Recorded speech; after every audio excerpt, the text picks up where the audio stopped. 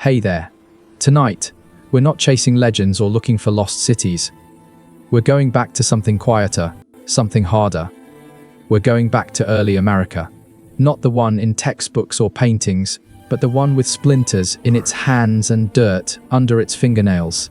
This is the version built by people who didn't leave behind memoirs or marble statues, just worn-out tools, unmarked graves, and a legacy of survival carved into frostbitten mornings and backbreaking work. No fame, no fortune, just long days, short lives, and a daily battle against the world itself. If this kind of slow, grounded history helps you unwind, feel free to like the video and subscribe, but only if it actually helps you rest. And in the comments, let me know where you're listening from and what time it is. I love seeing who else is drifting off to the past at the same quiet hour. So, dim the lights, maybe turn on a fan for that soft background hum, wrap up in something warm, and let's begin with the kind of life you didn't read about in school. You were told it would be hard. Yes, but hard in the way a long hike is hard. A little discomfort, some bad food, a few cold nights. What no one told you was that it would break you slowly, thoroughly, and with the dull persistence of cedar grinding down a stone. Because the Atlantic crossing isn't an adventure. It's an ordeal. And by the end of it, you'll be unrecognizable, if you're even still alive. Your first mistake was stepping aboard the ship. From the outside, it looked majestic. Tall sails, a carved figurehead, the faint flutter of a flag promising new beginnings. But inside, it's a different story. Below deck, where you and most of the other poor souls are packed in, the air is thick with sweat, rot, and a tension you can feel in your teeth. The ceiling is too low to stand. The floor is sticky with old spills, and the wooden walls groan like they're already regretting the voyage. You're assigned a space that's roughly the size of a grave. You sleep there, wedged between strangers, your possessions tucked beneath your aching back. There's no pillow, no mattress, just straw that smells like mold and something worse. Above you, the ship cacks with every wave. The board swelling and shrinking, always on the verge of splitting apart. Around you, people shift in their sleep. Cough, cry, mumble prayers. The first night someone vomits. The second night someone dies. You don't sleep. Not really. The air below deck is so foul that even rats have started making excuses to visit the upper levels. And there are plenty of rats, bold, confident ones. They don't scurry. They stroll. One of them stares at you while you eat your biscuit. A rock-hard slab of flour, salt, and boredom. And you're not sure who's in charge anymore. Every day begins with a shouted command and a few hours of pointless waiting. You climb to the deck when permitted, blinking against the light like a mole dragged out of its burrow. The sun is blinding, the wind is sharp, but at least it smells less like feet. You breathe deep, trying to remember what fresh air feels like. Then someone sneezes in your direction, and the moment is over. Meals are not meals. They are events of survival. Salted pork so tough it could be used as ship armor. Dried peas that roll off your spoon like they're trying to escape. Ship's biscuit that might crack your tooth before it cracks in your mouth. If you're lucky, you can dunk it in water or beer to soften it. If you're unlucky, there's a bug in the beer. You drink it anyway. Everyone does. Drinking water is another insult. Stored in wooden barrels, it quickly becomes greenish and sour. Some try to flavor it with vinegar or citrus if they brought any. Most didn't. A few brave souls drink from rainwater caught in buckets, praying that it's cleaner than what's in the cask. Spoiler, it's not. And then the storms come. The ship tosses like a toy, pitching and rolling so violently that your stomach decides it's safer to evacuate. You cling to ropes, to walls, to people, anything that isn't moving too much. You vomit. So does everyone else. The deck is a slick of rain, bile, and panic. Below, the sick groan, and the healthy wish they were sick enough to lie down. A barrel breaks loose and smashes someone's leg. There's no doctor. There's only a man with a saw and a bottle of rum. Some get better, some get worse. Fever spreads like gossip. One by one, people develop rashes, chills, coughing fits that never end. The surgeon, really just the cook with fewer fingers, recommends bleeding, mustard plasters, or thinking positive. He pulls teeth with pliers, lances abscesses with knives, and occasionally performs a prayer while doing it. Whether the prayer is for healing or forgiveness is unclear. The dead are buried at sea, wrapped in cloth, tied to a stone, slid over the edge. There's a ceremony, but it's short, always short. No one wants to linger on death when they're still bargaining with life. You watch as a friend you barely knew disappears into the water with a soft splash. And the next morning, someone else takes their spot. The straw doesn't even have time to forget. Days blend. The sea is endless, a constant expanse of grey-blue nothingness that shifts only slightly from morning to night. You lose count, you lose interest. Conversations grow shorter, humour dies, your skin turns pale then burns. Your lips crack, your joints ache, you've developed a limp, you're not sure how or when, it's just there now, part of the new you. At night, the dreams are worse than the days. You dream of falling, of drowning, of arriving only to be turned back. You dream of food, but it's always just out of reach. You dream of your family, but they're strangers now. Your own reflection startles you. Gaunt cheeks, hollow eyes, a beard you don't remember growing. You're shrinking inward, vanishing. You don't know what time it is anymore. The sun rises and falls, but it might as well be some distant theatre production performed for other people. Time on board is measured in hunger and headaches, in coughs that linger too long, and in how many rats you've named before they mysteriously disappear. The ship becomes a kind of hellish town complete with social politics. There's the snorer, the weeper, the woman who tells stories from her village every night until someone finally asks her to stop. And of course, there's you, the one who just keeps staring at the wall. On calmer days, the captain makes you swap the deck. Why? Who knows? Possibly just to remind you that you're alive. You mop with a ragged cloth that used to be someone's shirt, pushing fish guts and an old blood toward the edge of the ship, while a sailor shouts at you to put your back into it. You have your back is all you've got left, your soul already jumped overboard. There's little to do, but imagine what's waiting for you. You've heard stories. Some say there's gold in the rivers. Others let the trees grow food. More grounded folks speak of open land and religious freedom. But none of that matters if you don't survive the next biscuit. Your jaw clicks when you chew. Your gums bleed. You've stopped noticing. Children on board don't cry anymore. They sit in corners with wide, distant eyes, occasionally licking the condensation off barrels. They're learning early. Hope is a thing best left on shore. And yet, somewhere between day 30 and day who even knows, your body adapts. Your stomach stops rejecting the motion. Your brain accepts the horror as normal. You stop fighting the smell. One evening, you're allowed on deck as the sun sets. It's beautiful. A riot of oranges and purples over the endless sea. For a moment you remember why you came. Then someone nearby coughs up blood and the spell is broken. You go back below. The night before landfall, you hear a song. Someone singing an old folk tune, soft and cracked. Others join in. It's not joyful exactly, more like a ritual. A lullaby for the part of yourselves that's about to die so another part can begin. The part that will try to farm a swamp with one shovel and half a recipe for bread. And when you finally do reach shore and the boat grinds onto the rocky beach, you feel nothing but exhaustion. The land is wet, cold, utterly silent. You kneel, not to pray, but because your knees give out. You're not the hero of this story.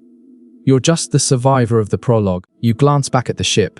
It's already turning, already leaving, no rescue, no returns. You're here now. And you wouldn't last a day.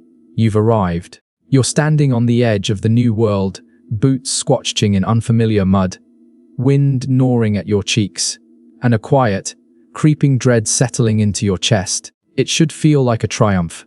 Instead, it feels like a mistake that hasn't fully introduced itself yet. You've survived the voyage. Congratulations. Now, the land gets its turn. Let's get one thing clear. Early America is not waiting for you with open arms. It's not offering a feast, a warm bed, or a sign that says, "Glad you made it." It's cold, damp, and strangely silent. There are trees everywhere, tall, dark and close together, as if conspiring. You try to smile to convince yourself this is the beginning of something noble, but the wind steals that smile before it forms. Welcome to a continent that neither asked for you nor particularly cares you exist. There's no settlement. Not really. Maybe a few wooden huts hacked together by the advanced party, roofs that leak more than they shelter.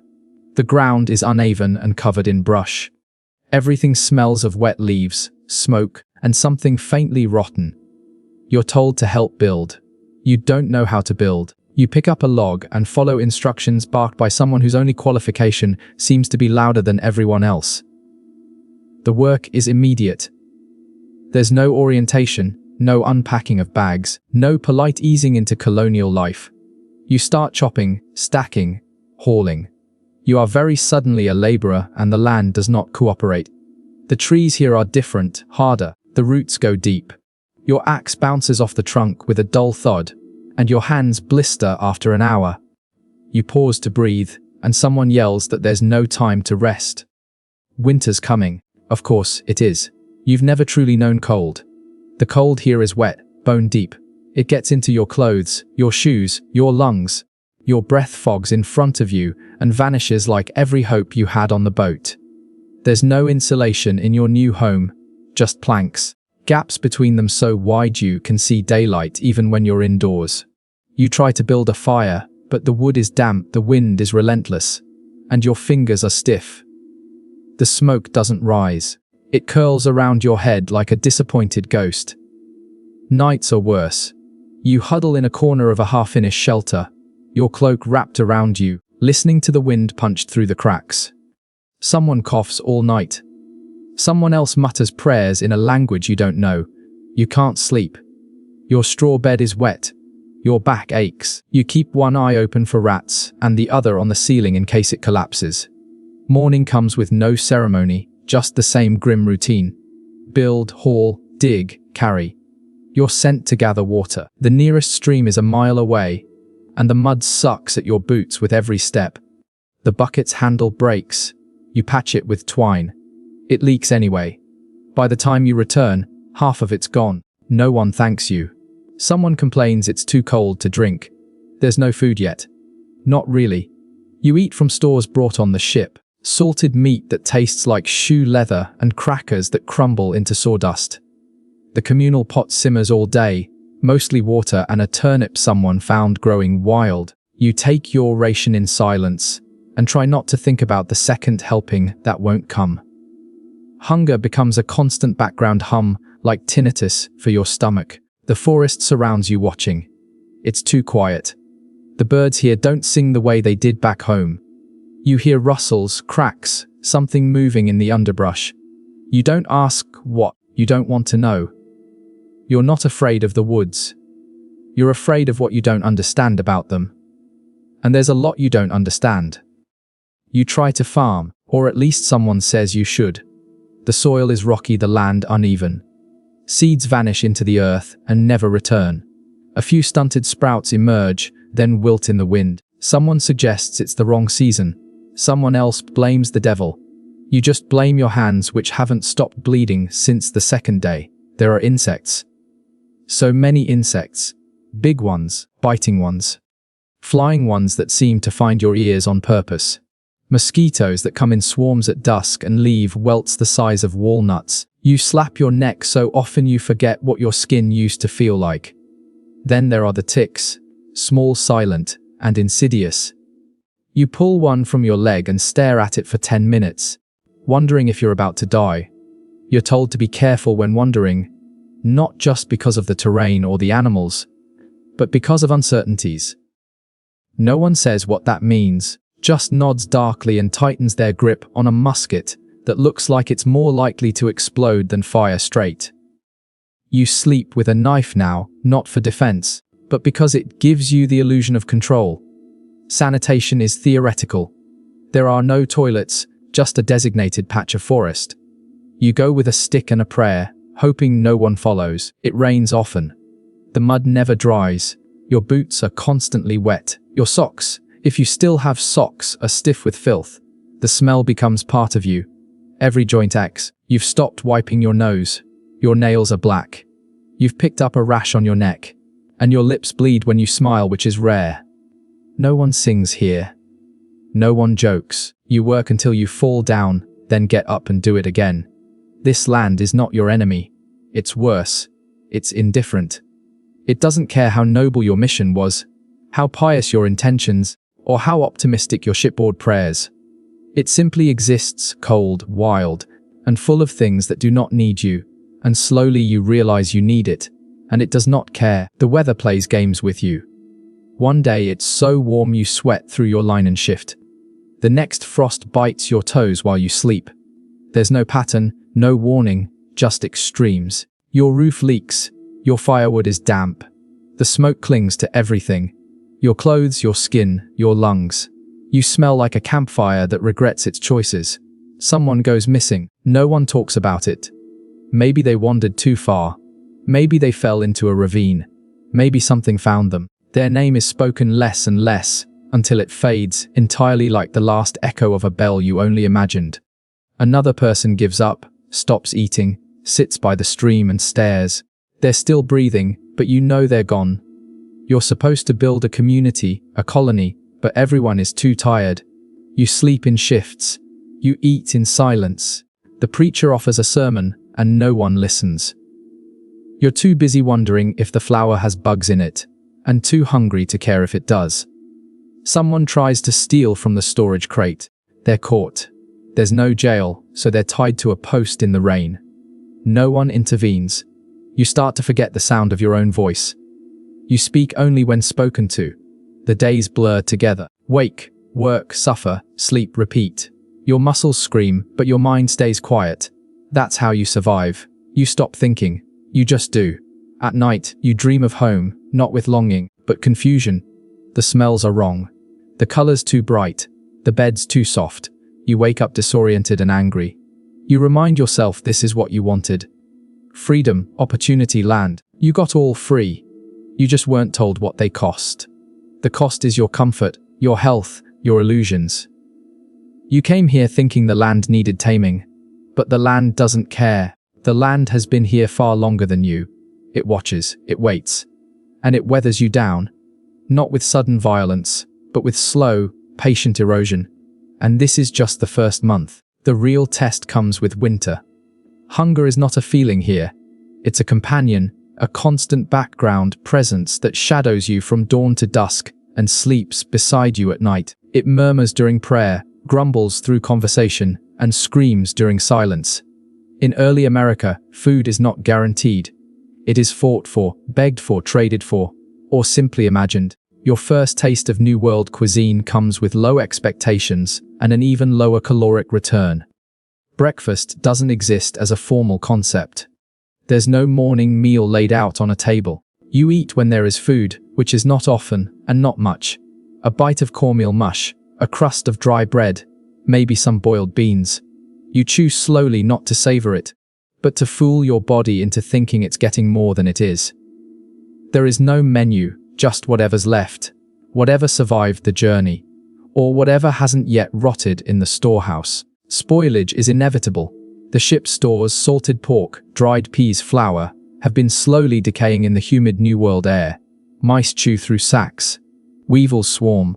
Barrels swell and crack. By the time you reach for something, it's already half gone and half mold.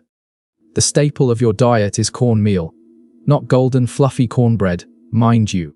A gritty porridge made by boiling coarse ground maize in water, then adding a bit of salt, if there's any left. You eat it hot in the morning and cold in the evening, often with nothing else. It clings to the sides of your bowl like regret and goes down with the consistency of damp sand. You miss bread, real bread, the kind you knew back home. Here bread is a rare, precious thing. Wheat does not grow easily in this climate. The soil is too rocky, the rainfall too wild, the tools too crude. If you manage to grow wheat, thresh it, grind it, and somehow keep it dry, then you might get to bake bread once. But that requires an oven. And ovens require bricks. And bricks require time, clay, and someone who knows how not to die halfway through construction. Most of what passes for bread is made from rye, barley, or corn mixed with whatever can stretch the dough, a cornmeal, powdered roots, even sawdust. You knead it with cold hands. Bake it in a pan over open flame and hope it doesn't come out black on the outside and raw in the middle. The crust is tough. The inside is dense, and the flavor lands somewhere between bark and ash. Yet bread, bad as it is a luxury. Some days there's nothing. You dig up turnips the size of your fist. You boil nettles. You chew pine bark. Hunger pushes you toward the edge of reason. You start staring too long at the chickens, even though they're meant for eggs. You wonder what a squirrel might taste like. You hear stories of settlers eating leather when things got bad, shoes boiled into soup. You laugh nervously. Then you start checking your boots and spoilage is constant. Flour goes moldy, meat turns green, butter sour into a vinegary sludge. Even salt can fail you, growing damp and clumping into lumps that refuse to dissolve. You scrape the bad bits off. You hold your breath and eat it anyway. Cooking is improvisation. Pots are iron, heavy, and limited. You cook over open flames, dodging smoke and flying embers. There's no timer, no recipe, just instinct, and whatever didn't burn yesterday. You stir your stew with the same spoon you carved last week. The one that already has a crack running through the middle. The broth bubbles, steams, smells like nothing. You add herbs, wild onions, maybe a pinch of ash that fell in. You call it seasoning. And yes, there are days when things go well. A deer is caught. A fish is pulled from the stream. Someone stumbles across wild berries. But the deer must be shared, the fish divided, the berries picked before the birds get them. The moment is sweet, short, and gone. The next day, you're back to chewing boiled roots and wondering how many more meals your teeth can survive. Food isn't just scarce, it's dangerous. Undercooked meat brings worms, spoiled milk brings vomiting. That root you thought was edible, it wasn't. A simple misstep in foraging leads to a night of agony and a quiet burial. You learn by doing and often by dying. You ration everything. Every biscuit is counted. Every pinch of salt is a moral decision. You find yourself arguing over who gets the crust, who needs it more, who worked harder that day. You feel ashamed. Then you feel hungry again. Shame doesn't fill your stomach. Bread does, if you're lucky. There are no meals. Only moments where food intersects your path. Lunch doesn't arrive with a bell.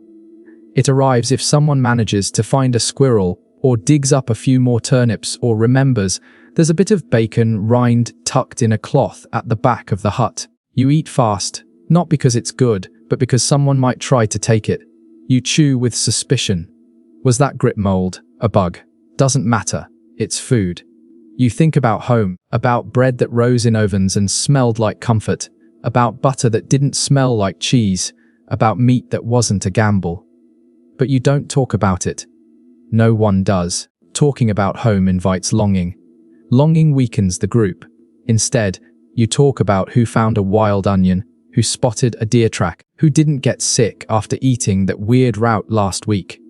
Children get thinner, their eyes sink, they stop complaining and start staring.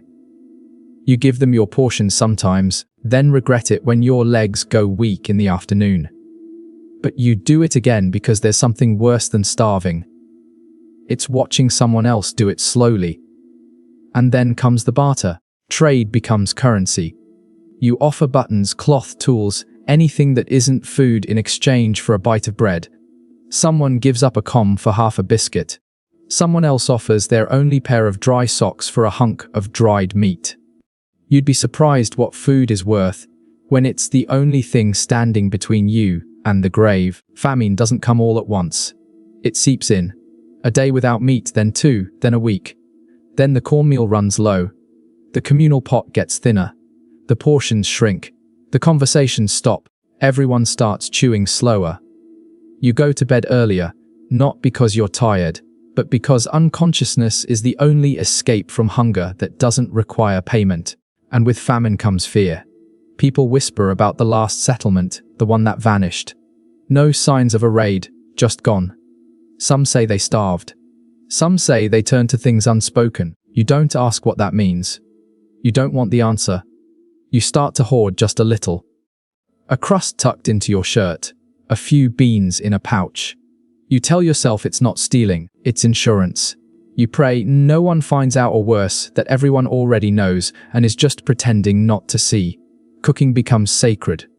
The fire is tended like a shrine. The pot is stirred like a ritual. No one speaks while eating. You chew, you swallow, you try to feel full, you fail. But it's the trying that keeps you alive. And then one evening, something small happens. A handful of wild greens, a rabbit, a slice of real bread, miraculously baked. You share it, it's gone in seconds. But for a moment, the silence is replaced with breathing. Hope doesn't return, but it glances at you from a distance. Later, you learn that some settlements didn't survive, not because of disease, but because of miscalculated harvests. They planted the wrong crops, stored food poorly, ate seeds meant for the next season. Mistakes compound. A single bad harvest becomes a slow-motion catastrophe. Hunger breeds desperation. Desperation breaks order. And when that happens, it's not just your stomach that's empty. It's the law, the fellowship, the trust. You once believed food was simple. Eat when you're hungry. Now it is everything. It is politics. It is trust. It is survival. You do not live from meal to meal. You live from bite to bite. This is not hardship. It is the new normal. And the worst part is you get used to it. You thought the voyage was hard. You thought the land was cruel. You thought the hunger gnawed enough. But now comes the truth. All those trials were just the warm-up act. Because winter doesn't care how brave you are. It doesn't care how pious your intentions or how much wood you chopped in October. Winter is not your enemy. It's your judge. And it finds everyone wanting. It doesn't arrive all at once. First come the nights. A little colder, a little longer. You notice your breath when you speak. Your boots crunch in the morning. Frost appears on the rim of your water bucket. Then one morning you wake and the ground is white. The wind is sharp and every joint in your body aches before you even move. Winter has arrived and it does not knock. Your cabin, if you can call it that, is no match. It's a box of planks nailed together in a hurry. There's a roof, more or less. There are walls kind of, but there's no insulation, no glass windows, no chimney, just a hearth made from stacked stones and gaps between the boards wide enough for a squirrel to poke its head through and ask how you're coping. The cold creeps in and never leaves. You sit close to the fire, but it only warms one side of you. The other side remains frozen. Your clothes are damp, your socks are stiff, and your blankets, if you're lucky enough to have any, smell like mildew and old smoke. Your fingers go numb when you sleep. Your toes stop hurting altogether. You pretend that's a good sign. It isn't. Wood becomes your obsession. You need it to survive. You burn through your stockpile in weeks, not months. You start rationing. You start stealing. You strip the furniture, the fences, the handles from broken tools. Anything that burns is fair game. You venture into the woods to chop more, but the snow is deep. Your muscles are weak, and every swing of the axe feels like an insult to your spine. There's never enough. The fire dies too quickly. You wake in the night with frost on your blanket and ice in the bucket. The wind whistles through the walls like it's looking for something to punish. You pile more rags on your bed. You sleep in your clothes. Still you shiver. Food spoils slower now. That's the only benefit. The rats stay hidden. The mold recedes. But you still don't have enough. You boil the same bones again and again, hoping flavor will return. You scrape grease from the pan and spread it on bread like it's butter. You suck on twigs, chew bark, and swear you remember the taste of carrots once. People get quiet. The cold silences everything. Laughter disappears. Songs go unsung. The preacher still mutters sermons, but even he wraps himself in 3 cloaks and ends quickly. Conversation becomes practical. More wood. That one's coughing. Stir the pot. No one wastes words. They're too heavy, and a sickness of course returns. Colds turn to fevers. Frost-bitten toes turn black. A child dies in the night and no one notices until morning. You dig a grave but the ground is frozen. You chisel, you pick, you curse.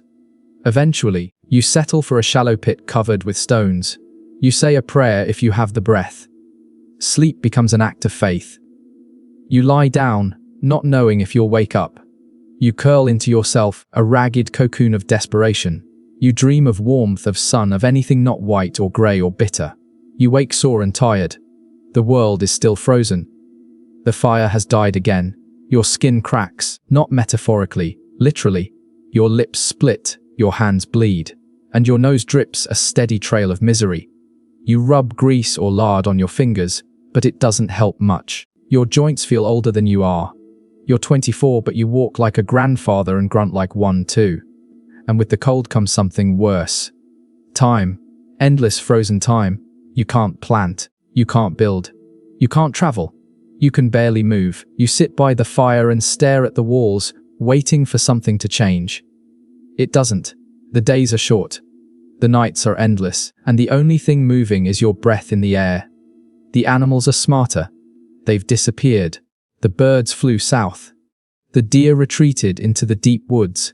The bears are asleep. Only the crows remain, perching in the trees like little prophets, waiting for something to die. You watch them and wonder if they know your name. Water is both too much and not enough. Snow is everywhere, but it's frozen and useless until you melt it. And melting it costs precious fuel. You eat soup more often because it's hot and fills the belly. Even when it's just turnip water with a single bean floating in it, you drink it slowly, savoring the illusion of nourishment. Cabin fever is real. People grow irritable, then silent. Arguments break out over nothing.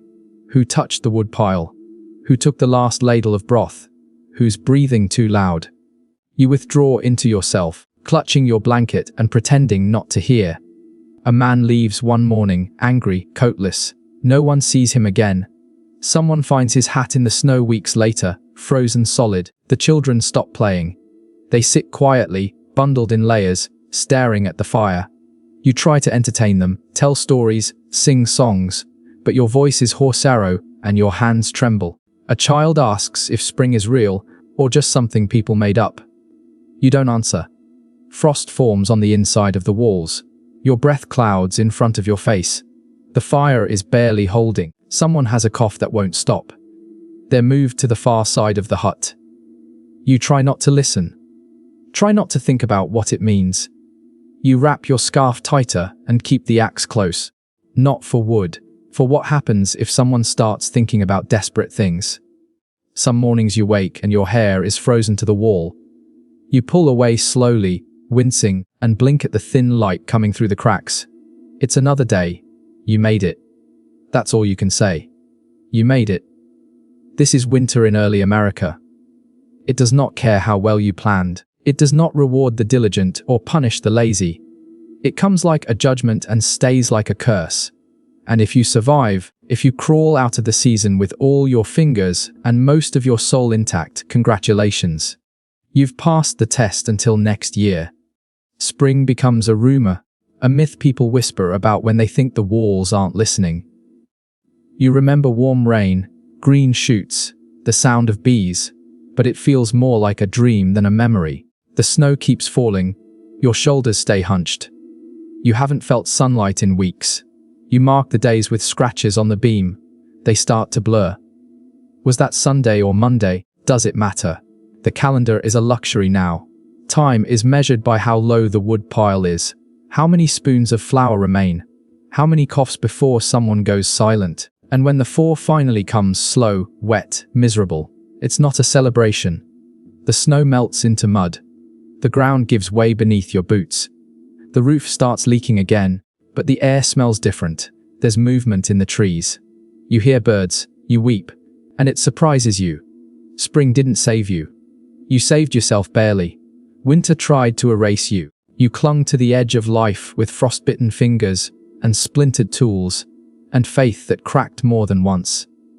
And now you get to do it all over again. You wonder how the people around you still go on. The woman who lost her child but still stokes the fire. The old man with one eye who hums quietly as he whittles kindling. There's no heroism here, just endurance. A slow, stubborn refusal to die. And in that there is something close to hope, not bright or loud, but solid, like the last coal in the hearth, glowing faintly, daring the cold to snuff it out. In early America, Work is not something you do. It is something you survive. There are no weekends, no holidays unless they're religious, and still somehow exhausting. No coffee breaks, no casual Friday. There is only one rule: you work or you die. You wake before the sun, because sleeping past dawn is a luxury reserved for the dead. Your hands are already sore from yesterday. Your back aches. Your knees feel like they've been borrowed from a man twice your age and returned broken. You stretch only because staying curled hurts more. Someone nearby is already moving. You hear water sloshing in a bucket, fire being coaxed from dying embers, a cough that sounds more ominous than it did last week.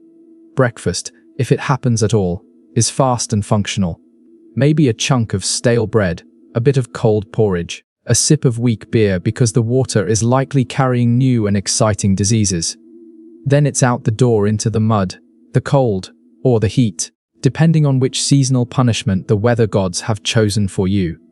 If you're a man, your job is outside. If you're not dying, you're chopping, digging, plowing, hauling, or hammering. The fields don't plow themselves, and the forests don't magically become houses. You spend your day fighting the earth, digging up rocks, tilling rocky soil, praying for rain, then cursing when it floods.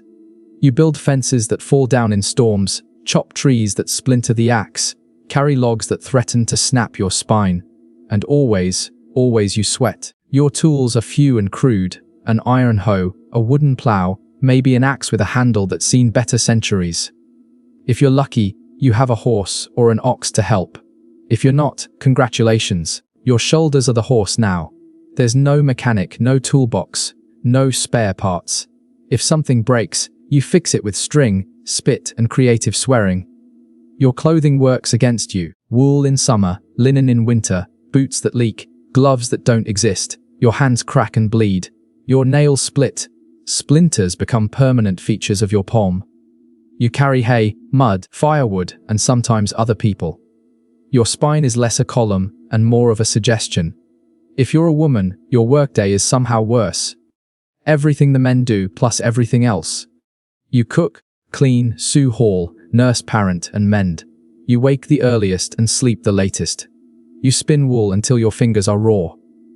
Knead dough until your knuckles cease, and churn butter until your arms feel like lead. You chop firewood, carry water, and then somehow still serve the meal without collapsing.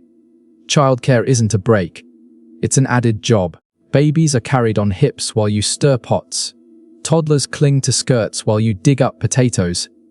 You breastfeed one child while telling another to stop hitting the goat. No one thanks you. There's no applause, just more work. Children don't get a pass. As soon as they can walk without falling over, they're put to work. Feeding chickens, gathering kindling, carrying water, picking stones from the fields. No toys, no schooling, unless someone taught you to read between chores. A child is not a child. They're just a shorter worker with fewer rights.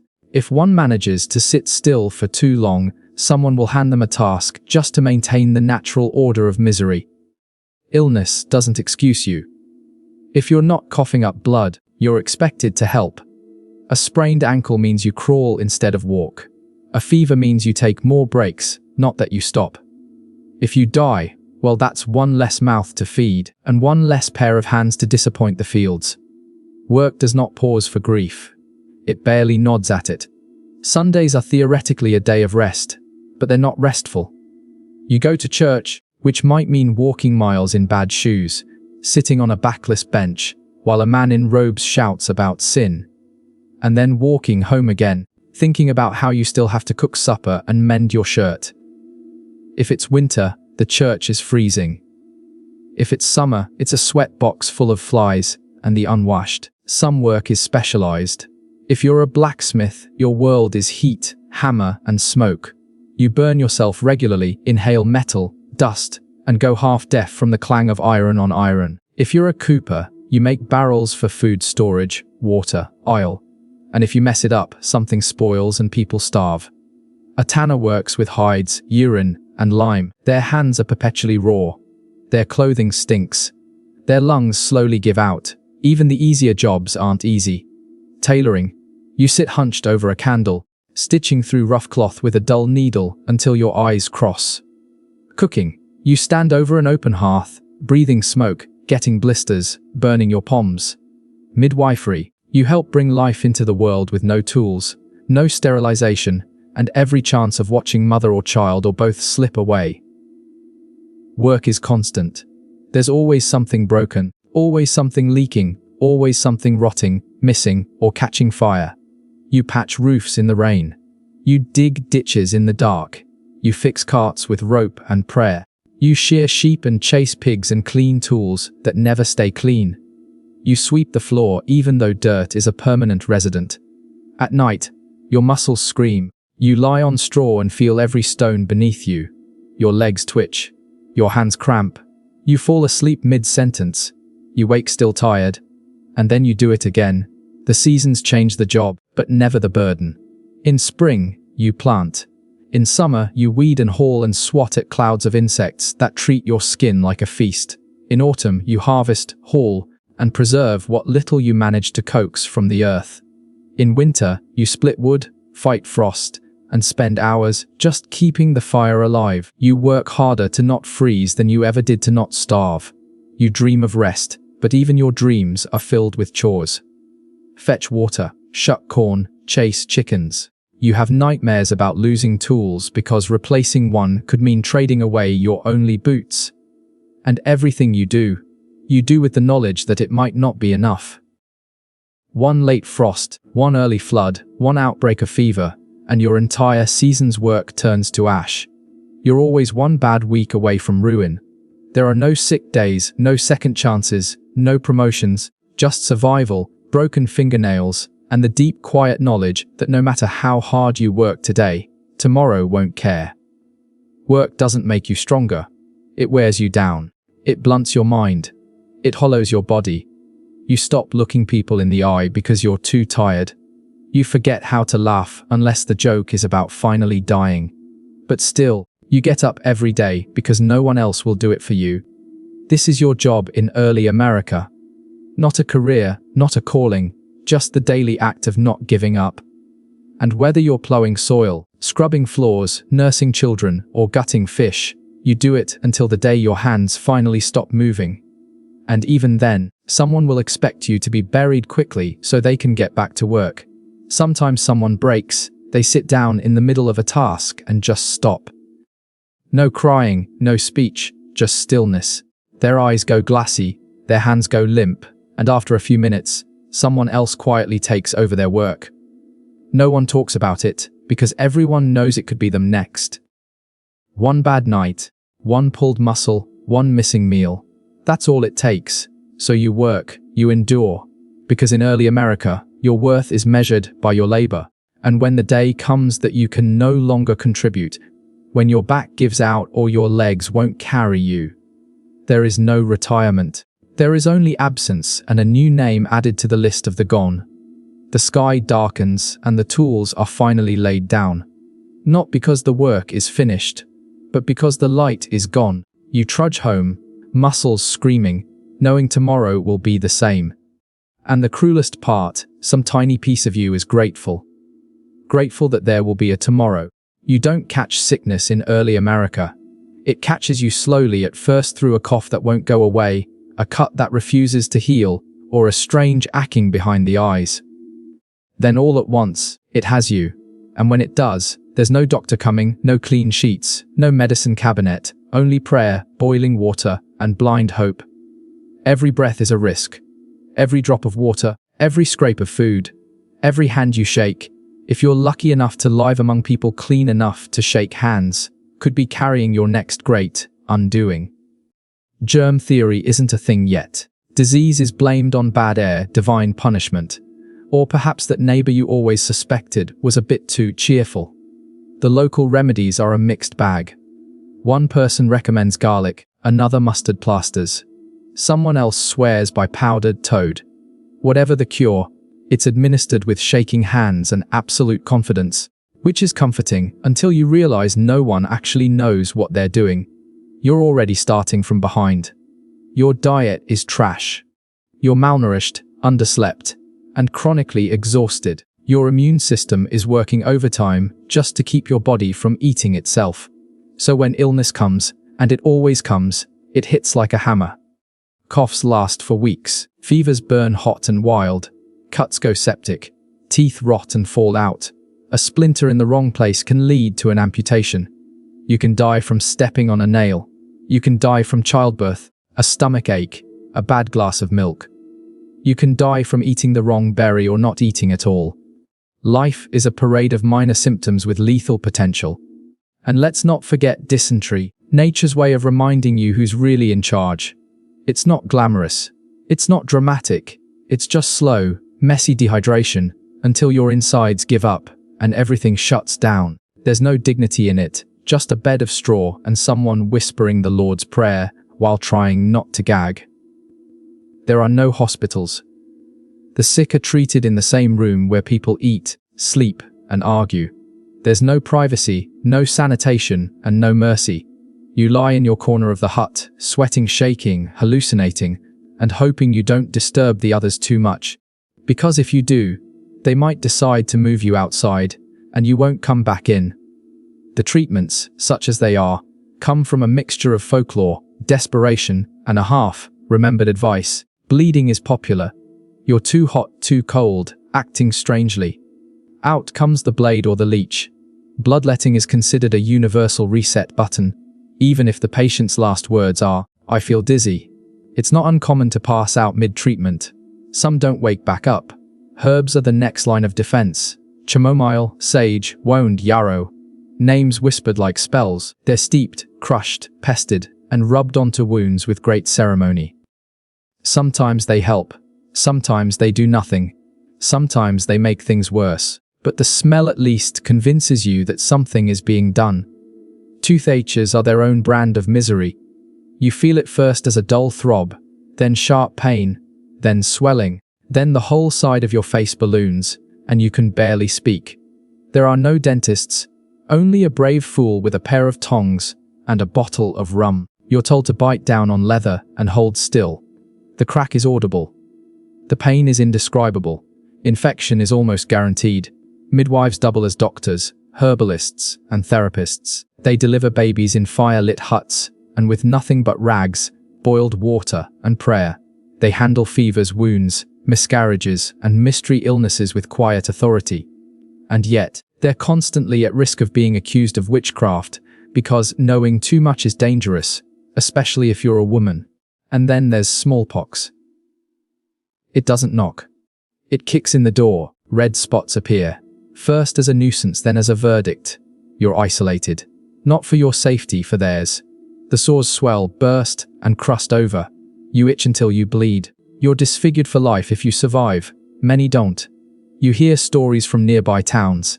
Entire families wiped out. Children gone in a week. A man who dug 6 graves in 2 days. A preacher who held a funeral for his own wife from the doorstep. Too afraid to enter the room. The disease moves faster than gossip. By the time you hear about it, it's already here. Injury is common. Axes slip, horses kick, fires burn, you fall, you bleed, and then you hope. A broken leg means weeks of pain and immobility. And if you're lucky, someone helps carry you. If not, you crawl. There's no cast, no splint beyond sticks and rags. The bone might heal, or it might heal wrong. Now you limp for the rest of your life. Assuming the infection doesn't win first. Mental illness is a concept that hasn't been invented yet. Sadness is sin. Melancholy is weak faith. Anxiety is cowardice. If you speak of hearing voices or act strangely, you're whispered about. If you're a woman, the word hysteria starts making the rounds. If you're loud about your suffering, you might find yourself locked in a cellar or worse, blamed for bringing the sickness to begin with. Water doesn't help. Not in the way it should. Clean water is a fantasy. What you drink is usually river runoff shared with animals, filled with silt, leaves, and invisible threats. Boiling helps, but fuel is precious. You bathe rarely, if at all, because cold water chills the bones and warm water is considered medically risky. Bathing opens the pores. They say that's how the illness gets in. So you don't bathe, you don't rest, you barely eat. And then one day your body fails. You faint. You fall. You vomit blood or cough up something dark and clotted. People around you avoid eye contact. They start whispering your name in the past tense. If you're important, maybe a preacher comes. If not, someone mutters a prayer from across the room. A cloth is placed on your forehead. You're told to drink broth. You can't keep it down. Your stomach turns against you. Your bowels follow. Your breath rattles. Sometimes you recover, sometimes it passes, but the world keeps turning either way. If you die, there's a hole waiting. If you live, there's a job waiting. There's no long recovery. No soft re-entry into daily life. The day you can stand is the day you're handed a bucket and told to fetch water. You learn to spot the signs early. A shiver too long, a cough that echoes, eyes that don't focus. You learn who might last and who probably won't. You stop asking if someone feels better. You stop offering advice. You just tighten the blankets and keep the fire going. It's the most you can do. Sometimes someone survives something they shouldn't. A fever that broke, a wound that closed. People call it a miracle. They thank God. The survivor says nothing because deep down they know it wasn't divine mercy. It was chance. Dumb, brutal luck. And there's always another illness waiting. New settlers bring new plagues. The weather changes and something strange spreads again. You cough. You pray. You drink something foul and bitter that a neighbor swears saved their cousin. You don't believe it, but it burns going down. So, at least it feels like something is happening. Eventually, your body is not your own. It belongs to the rhythms of the colony, the limits of early medicine, and the whims of fate. You walk slower. You breathe harder. You sleep more but rest less. And one day when the fever comes for you again, you know it might be the last. There's no insurance, no nurses, no quiet white rooms with beeping machines and floral wallpaper. There's just a straw mattress, a wooden bowl of tepid water, and someone you love sitting nearby, too tired to cry. Illness in early America doesn't ask permission. It doesn't wait for a convenient time. It doesn't spare the strong or the faithful. It simply arrives, stays as long as it wants, and leaves a trail of silence behind it. And when it's gone, if you're still alive, you go back to work. Because in early America, health is a temporary condition, but labor is eternal. In early America, freedom is a myth carved into future monuments, not something you'll find in your daily life. Authority is not questioned. It is endured. You don't speak up. You don't speak out. You barely speak unless spoken to. And even then, you choose your words like they might be your lust, because they might be. Power wears many faces. The preacher, the governor, the magistrate, the landowner, the militia captain, the man with the Bible in one hand and a musket in the other. Sometimes they're the same person. Sometimes they disagree with each other, but all of them outrank you. And you are expected to obey, not out of respect, but because the cost of resistance is immediate and often public. Laws exist, but not the kind you argue with. Not the kind printed neatly and explained with care. They're passed down through warning and punishment. You learn the rules when you see someone whipped for breaking them. When someone disappears after speaking too freely. When a man is nailed by the ear to a post because he stole a loaf of bread. Justice here isn't blind. It's looking right at you with a raised eyebrow and a hand on its belt. Petty crimes are met with brutal solutions. Theft can cost you your fingers. Lying in court might earn you a split tongue or a branding. Speaking ill of a magistrate can have you standing in the stocks for days, covered in spit and whatever else the townsfolk can throw. If you're lucky, your punishment ends with humiliation. If not, it ends with a noose. Executions are not hidden. They are scheduled events, community gatherings where children are advised to watch, so they'll learn something. A gallows is as common as a water well. A hanging draws a crowd. A burning draws a bigger one. And all of this, all the lashes and gags and pillories are considered necessary, good even. They keep order. They teach discipline. They make examples. You're not asked to understand. You're asked to comply. Religion is laws. Older brother, older, stricter, and far more imaginative when it comes to punishments. The preacher watches you closely. He listens for blasphemy in your tone, insubordination in your silence. Church attendance is not optional. Missing Sunday service is like slapping God across the face. Fines, public confession, or worse can follow. You stand in the church shoulder to shoulder with others who smell like smoke and fear. You nod when expected. You repeat what's told to you. You don't dare look bored. The sermons are long, thunderous warnings of fire and damnation. Hell is vivid, detailed, a place more real than your own bedroom if you had one. And you can be punished for what you think, not just what you do. If you say the wrong thing about Scripture, about God, about the preacher himself, you risk the label of heretic or worse, which either label can end with you floating face down in the river. Women and outsiders are especially vulnerable. If you're a woman who speaks too boldly, you're hysterical. If you heal with herbs, you're suspicious. If you have knowledge, you're dangerous. Outsiders, the poor, the foreign, the strange, are useful only when silent. Any challenge to the social hierarchy is met with cold efficiency. You're taught not to resist. You're taught to survive. Children are raised in the same shadow. They are disciplined early and often. A child who disobeys is thrashed not just by the parents but by any adult nearby. Schools are few and rarely kind. Education where available is a strict affair filled with rote memorization canings and the constant threat of being made an example. There is no privacy. There is no dissent. Even your thoughts feel borrowed from the sermon you heard last week. You move like a ghost through your own life, careful not to upset anyone. Authority is not a person. It's the air itself, watching, listening, waiting. The rules change depending on who you are. If you're a servant or indentured, your rights are theoretical. You follow orders, or you're beaten. If you complain, you're punished. If you try to escape, you're hunted. If you're caught, you're maimed. There's always someone above you, someone with the power to ruin you with a gesture. Even freemen must tread carefully. Speak too loudly in the tavern about the governor's tax. Expect a visit. Argue with your landlord. You might find your goods accidentally confiscated during a search. There's no due process. There's barely process. Most accusations don't end in trial. They end in example. And if you're enslaved, there is no protection at all. You're not a person.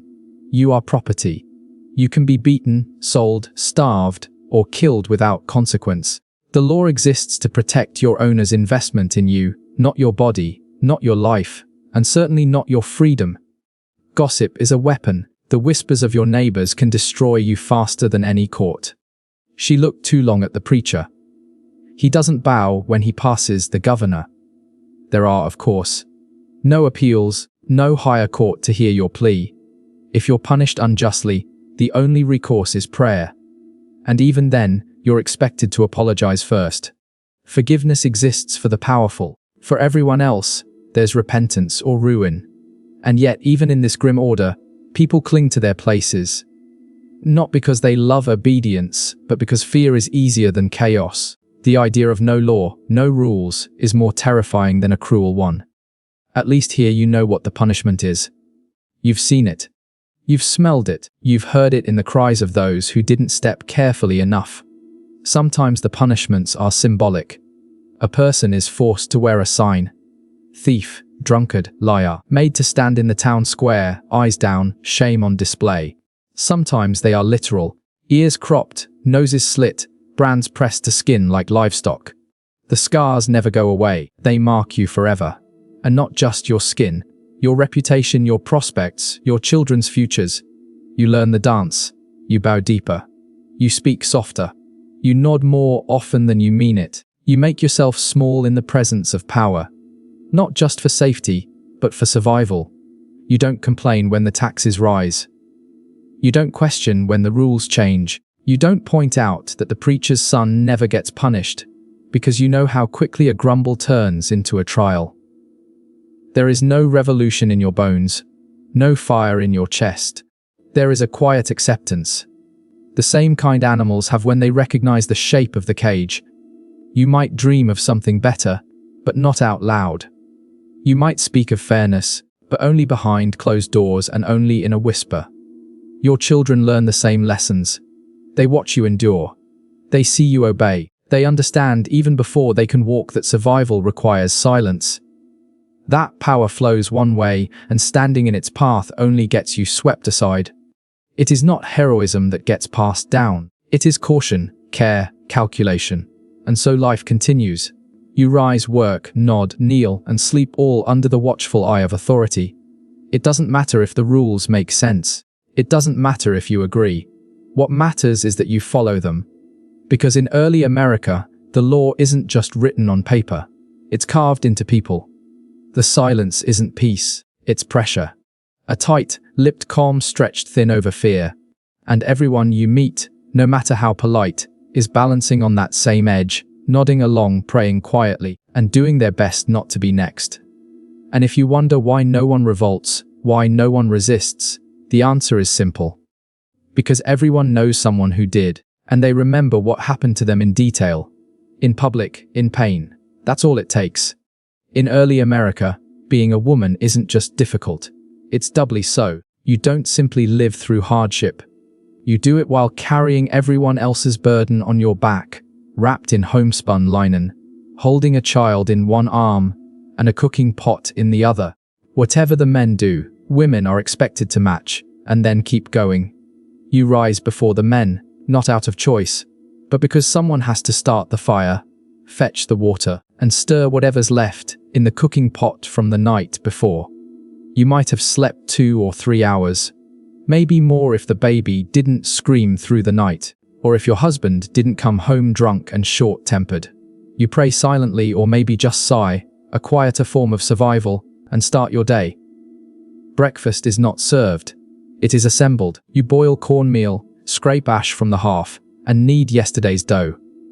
The fire spits sparks onto your hands. You woes, wipe sweat from your forehead with a soot-smeared sleeve, and keep going. By the time the others are stumbling awake, you've already been working for an hour. Child rearing is not its own job. It's background noise to all the others. You carry a baby on your hip while stirring pottage, sewing a shirt, or chopping vegetables.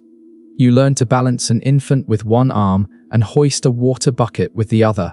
When the child cries, you hush it without breaking stride. There's no nursery, no playpen, no timeout corner. Only the edge of a dirt floor where you lay the child and pray it doesn't roll into the fire. Cleaning is constant and futile. There is no soap. Water must be hauled in buckets. The floor is made of packed earth that turns to mud when wet, dust when dry, and filth in between. You sweep it daily with a bundle of straw tied to a stick, knowing full well it will never be clean. Not really, not for long. Laundry is not a weekly chore. It's a siege. Clothes are scrubbed on washboards, if you have one, or against a flat stone by the river. You kneel in the cold raw water, scraping fabric with Lear ash soap that burns your skin and chaps your knuckles. Then you wring it dry with hands already swollen and hang it in the wind, praying the rain doesn't return. There are no dryers. If it rains again, you start over.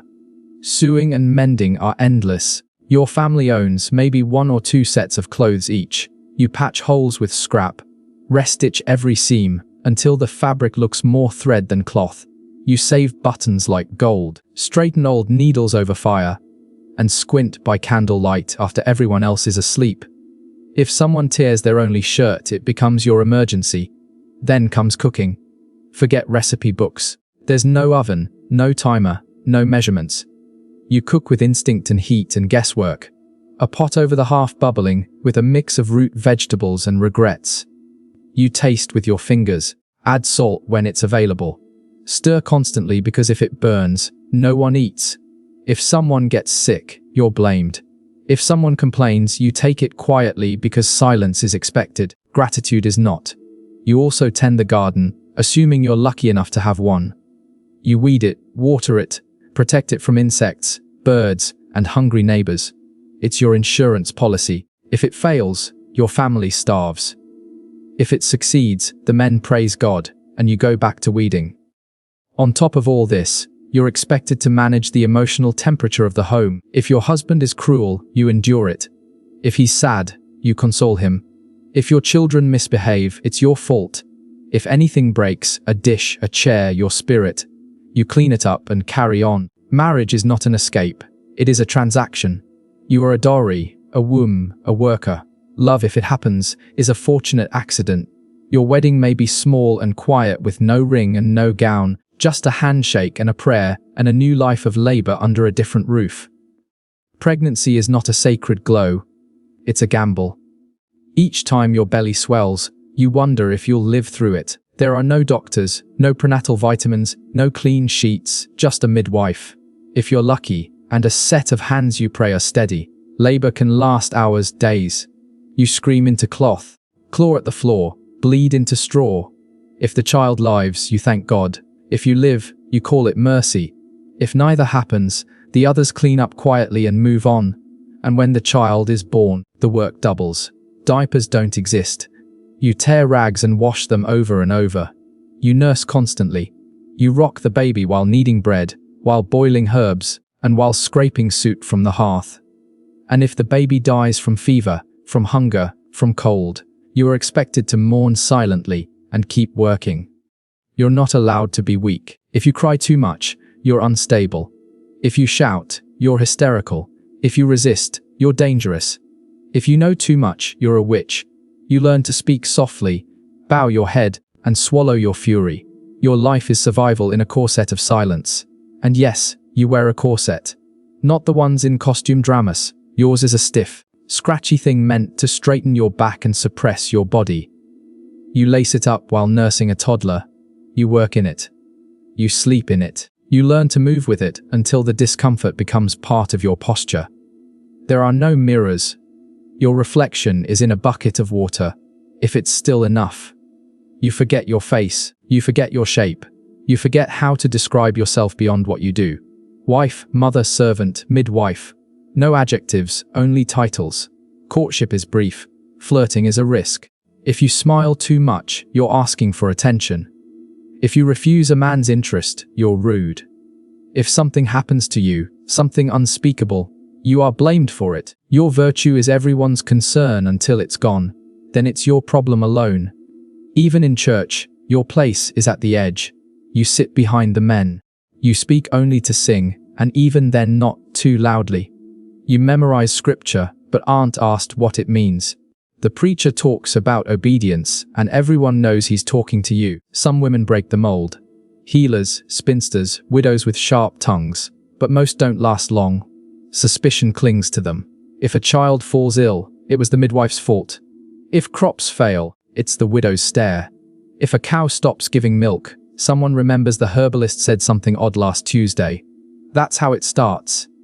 Then come the whispers. Then comes the trial. Sometimes they drown you. Sometimes they burn you. Sometimes they just banish you to the edge of a village where the cold and the wolves wait patiently. You age fast. The sun creases your skin before you're 30. Your hands are calloused. Your hair grays early. You have stretch marks, scars, burns, missing teeth, all earned, none complained about. You're expected to smile anyway, to laugh softly, to keep the peace, to keep everyone else whole while you quietly fall apart. And even when you've done everything right, stayed silent, worked hard, obeyed, there's no guarantee. Your husband might die, your children might starve, your home might burn, and you'll be left alone, a widow in a world that fears independent women more than famine. So you work twice, you suffer twice, and you are remembered, if at all, only by the apron you left behind, still stained, still warm. Because in early America, a woman's work is never done, and neither is her silence.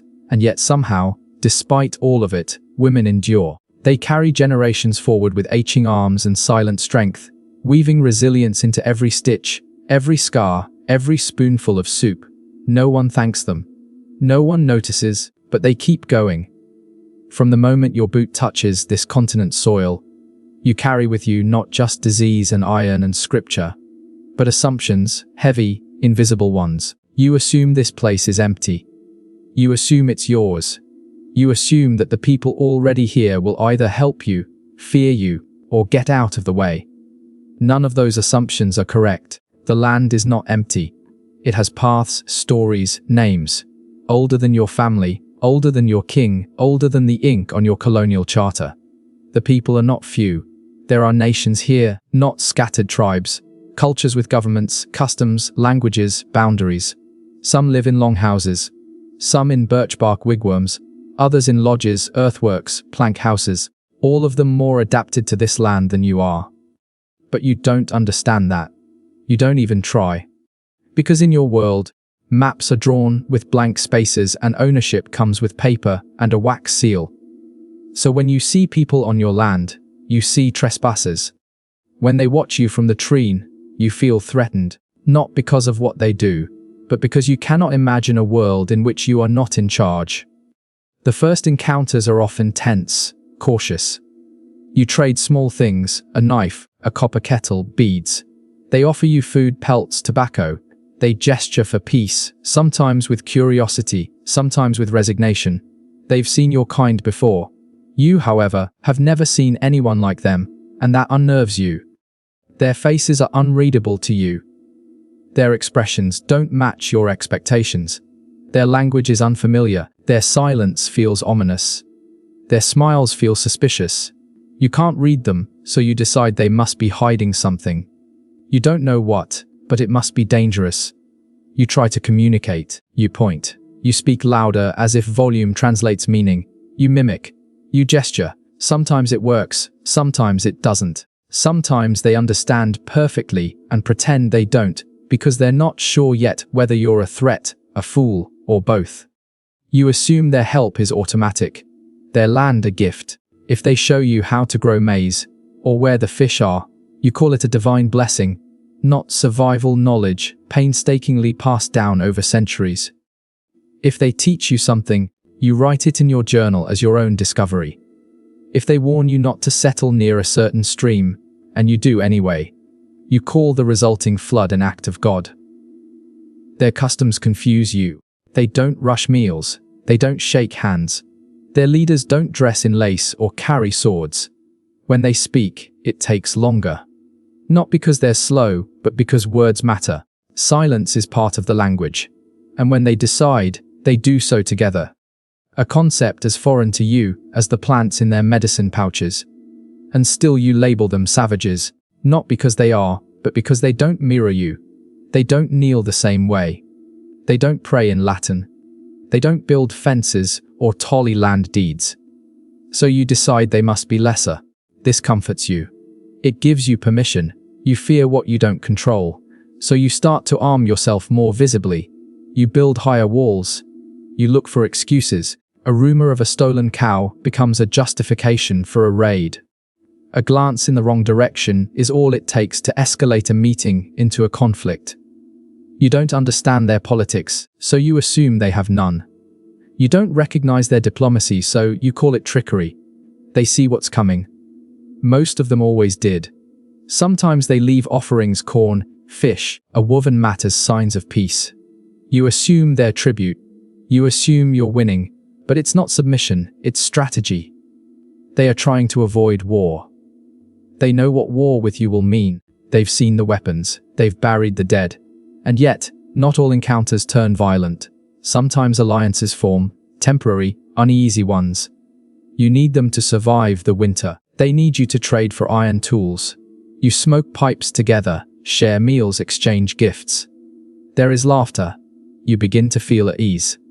And that's when you make the mistake. You assume friendship is ownership, that their tolerance is consent, that a patch of shared hunting ground is now your field. You build fences. You dig wells. You claim. You plant your flag. And when they resist, when they ask questions, when they draw lines, when they remind you of the agreements, you feel betrayed. You call them hostile, unreasonable, ungrateful. You forget that you were the guest. And so the pattern begins. You call for backup. More settlers arrive. More land is cleared. The forest shrinks. The rivers grow cloudy. The animals flee. The balance breaks. They warn you again. They hold councils. They send runners with messages, painted sticks, bundles of arrows left at your doorstep. Each a language you refuse to learn, each a signal you ignore. And then one morning it happens. A skirmish, a death. Maybe accidental, maybe not. Someone's hut burns. Someone's brother is found dead near a stream, and now it's war. You don't know the terrain. They do. You march in formation. They move through trees. Your bright coats make you targets. Their silence makes them ghosts. You outnumber them, but numbers aren't everything when your enemy knows every shadow. Sometimes you win. Your weapons are louder. Your reinforcements steadier. You burn their villages, take prisoners, push borders, and you call it victory. Sometimes you lose. You vanish into the forest and are never found. A poisoned arrow ends you in the dark. A trap snaps your leg, and you bleed into the soil. No one writes your name down. Your disappearance becomes a rumor. But even when peace returns, it is brittle. A temporary pause between misunderstandings. You call it a treaty, they call it a warning. You sign your name and they sign with symbols, not because they cannot write, but because their meaning is not your language. You walk away satisfied. They walk away. Years pass. More ships arrive. More fences are built. Forest paths become roads. Wigwams give way to taverns, and still they adapt. They survive. Some convert, some trade, some marry, some vanish into hills, or are herded onto distant lands you've never seen. But they never disappear entirely. No matter what your map says, no matter how many statues you build or schools you fund or stories you write, and you the settler, the guest, the stranger live on the land now, but not alone. Every step you take is on memory. Every harvest, every brick, every town square is layered over lives you never understood.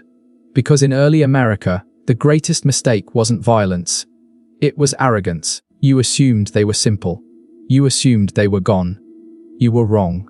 And still today, in quiet clearings and beside old rivers, the echoes remain.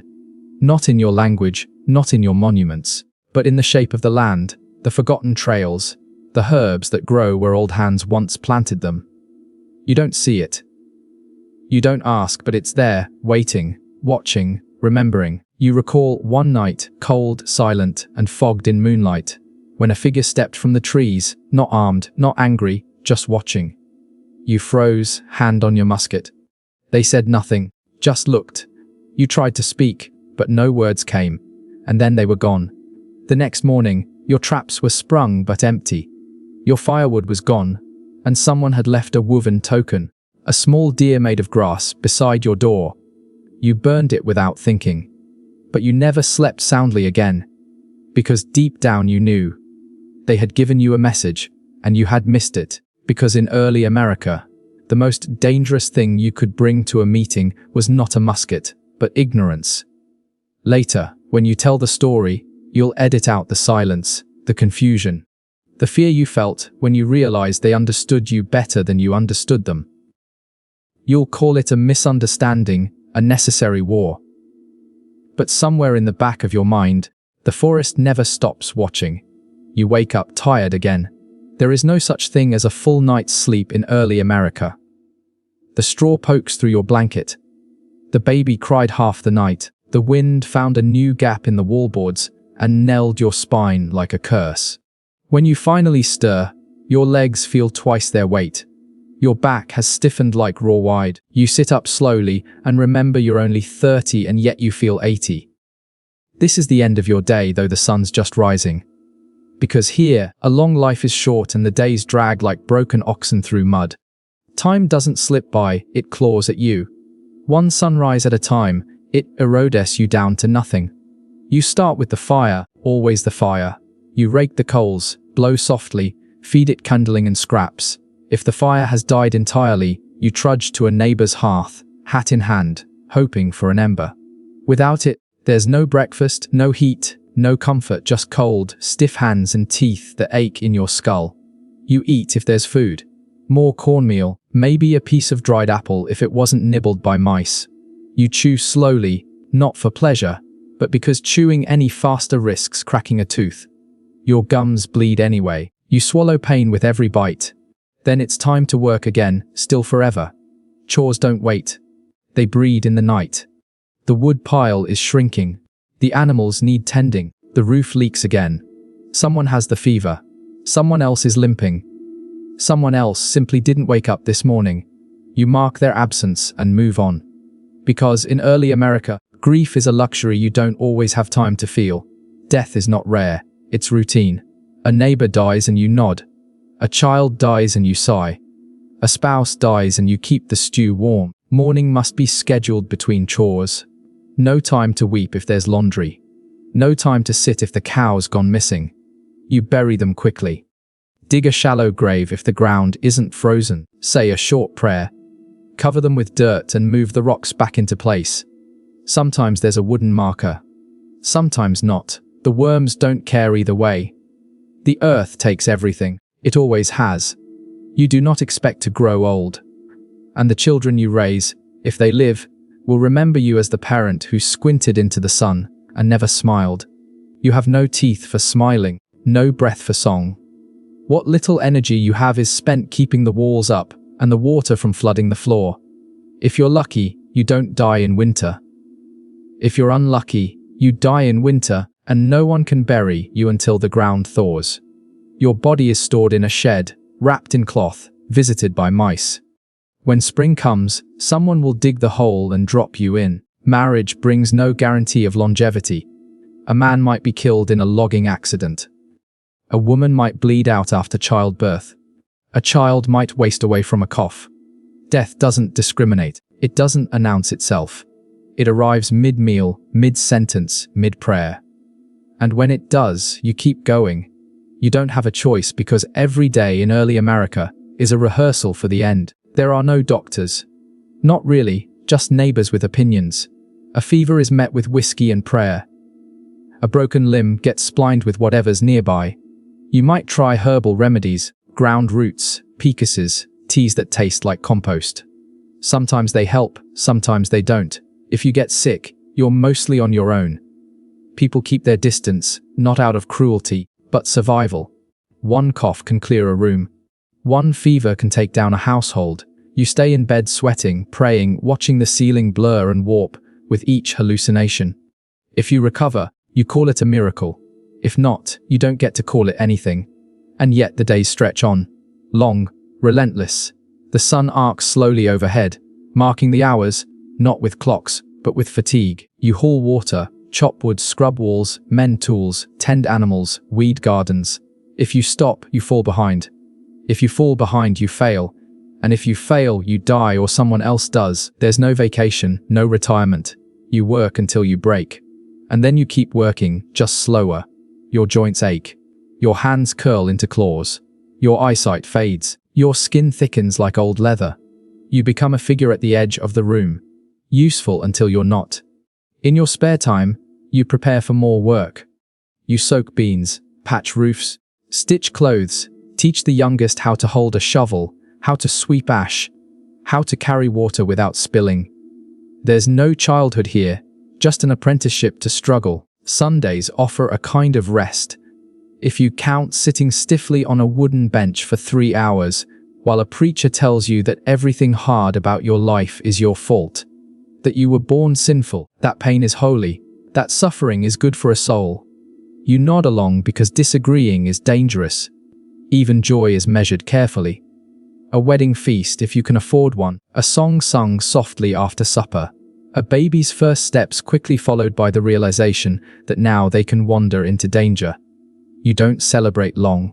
The world doesn't allow it. You measure time by seasons, by births, by burials. A good year is one where no one starves and only a few get sick. You mark the months not with calendars but with tasks. Planting, harvesting, mending, surviving. Evenings come slowly. You sit by the fire, bones creaking, watching the shadows shift across the walls. There's no electricity, no distraction. Just the weight of the day and the sound of your own breathing. Maybe a creak from the rafters. Maybe a cough from someone in the dark. You try not to wonder if that cough means anything. At night, the wind presses against the house like a test. You feel it in the gaps. The cold sneaks in, wraps around your legs. You pull your blanket tighter. You think about the day, about tomorrow, about how many tomorrows you might have left. And even in sleep, you're not free. You dream of fire, of flooding, of wolves, of losing everything, of starting over. You wake with your jaw clenched, your fists balled, your chest tight. You rise again, stumble, begin. Because this is what life is here. Not glory, not adventure, but attrition. A slow wearing down of flesh, spirit, and bone. Every day is borrowed. Every meal is earned. Every mistake is punished. The land does not love you. The sky does not notice you. Time only moves forward, and it leaves nothing behind. So you keep going until one day you don't. And when that day comes, someone else will wake up tired. Someone else will feed the fire. Someone else will dig a hole.